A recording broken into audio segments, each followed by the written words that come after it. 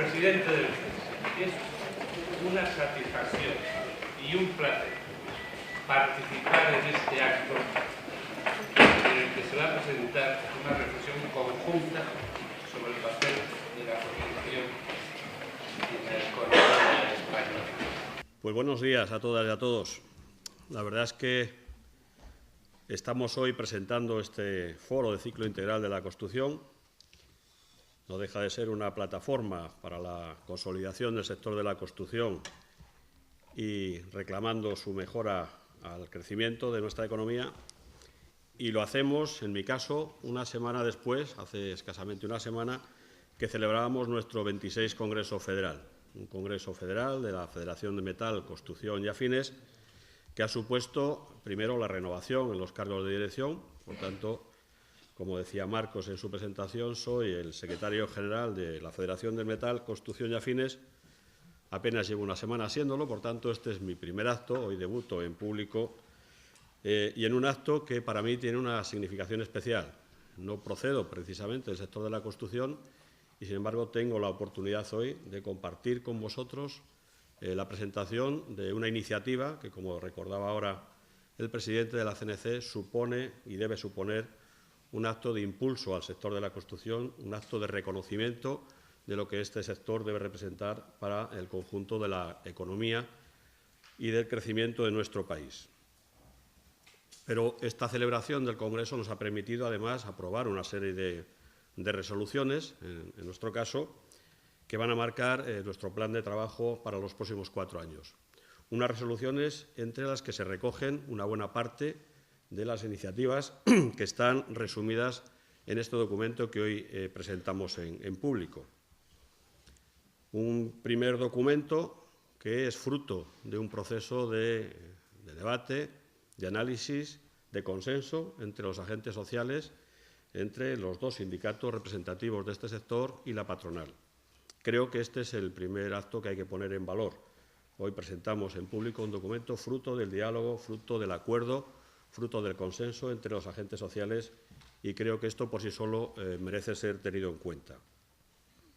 Un documento en el que dejamos claro, y yo creo que está bien recogido, nuestro convencimiento por la necesidad de defender el sector.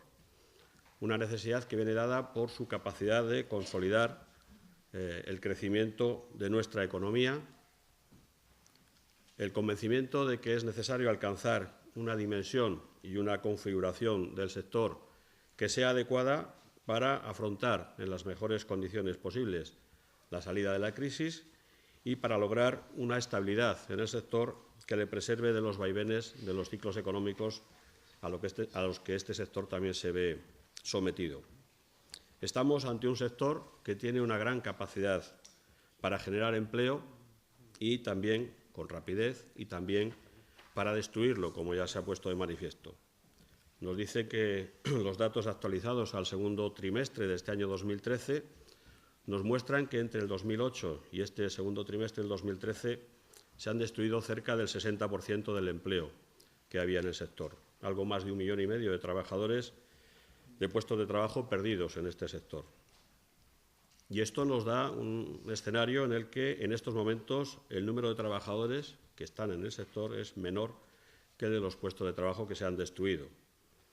Hay en estos momentos algo más de 1 millón de trabajadores que realizan sus funciones en el sector y para nosotros este número de trabajadores, este volumen de empleo, tenemos que intentar que se desarrolle en las mejores condiciones posibles.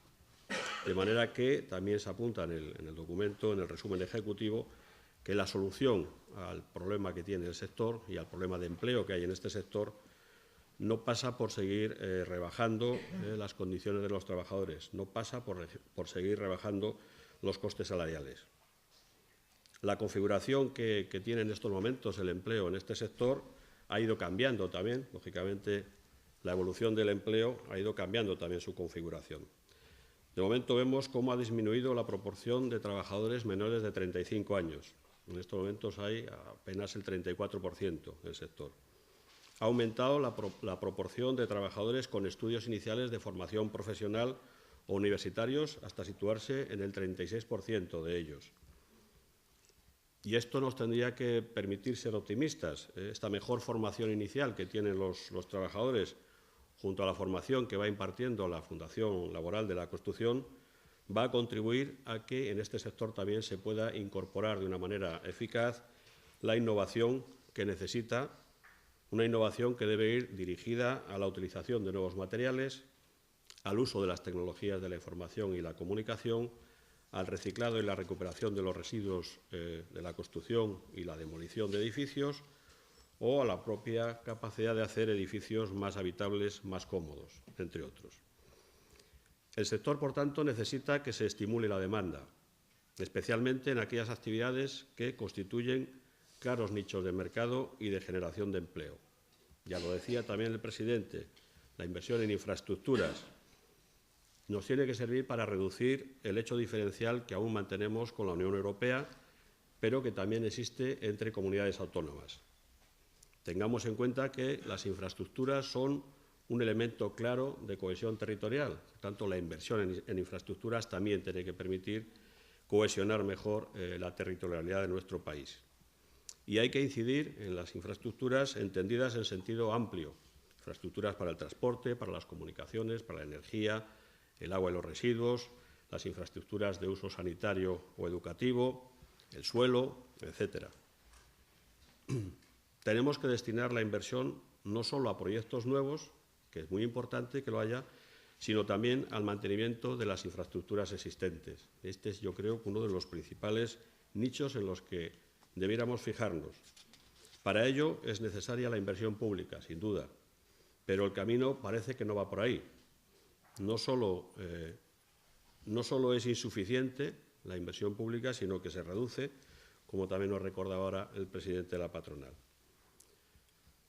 Venimos reclamando que la inversión pública productiva no sea considerada como gasto y que quede fuera del cómputo del déficit, que también se recordaba, por su carácter anticíclico y por su impacto inmediato sobre la actividad económica y sobre el empleo.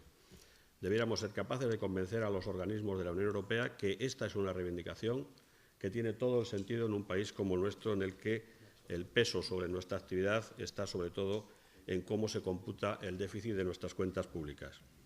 Pero, entre tanto, habrá que acudir a otras formas de financiación, de colaboración público-privadas, todas ellas fórmulas que deberían ser decididas en el marco del diálogo social, que es el que nos ha permitido también llegar hasta aquí. Fórmulas que no debieran convertirse en procesos encubiertos de privatización de servicios públicos. El otro nicho en el que creemos que es importante incidir es en el de la rehabilitación. Desde nuestra federación, desde la Federación del Metal, Construcción y Afines de la UGT, venimos ya insistiendo desde hace tiempo en la necesidad de establecer una estrategia estatal de reforma y rehabilitación dirigida tanto a viviendas y edificios como a los centros urbanos y a los barrios degradados. Esta estrategia debe estar coordinada, debe permitir coordinar las políticas de las distintas administraciones públicas que intervienen e integrar todas las iniciativas. Debe establecer mecanismos de colaboración de todos los agentes implicados en la rehabilitación, las administraciones, las entidades financieras, las empresas, los sindicatos, etc. Debe reforzar los mecanismos de información y publicidad y simplificar los procedimientos administrativos, haciendo para ello uso de la e-administración, sin olvidar que sigue siendo necesaria una política de vivienda que dé respuesta al derecho constitucional de acceso a la vivienda que todos los ciudadanos de nuestro país tenemos. Todas las actuaciones que se proponen han de definirse en un marco institucionalizado de diálogo social que echamos de menos con este Gobierno. Un marco institucionalizado de diálogo social que debe tener vocación de permanencia. Hay que recuperar la interlocución con el Gobierno, es imprescindible. Este sector necesita el reconocimiento y el apoyo de la Administración, un diálogo que se ha perdido en estos 2 últimos años.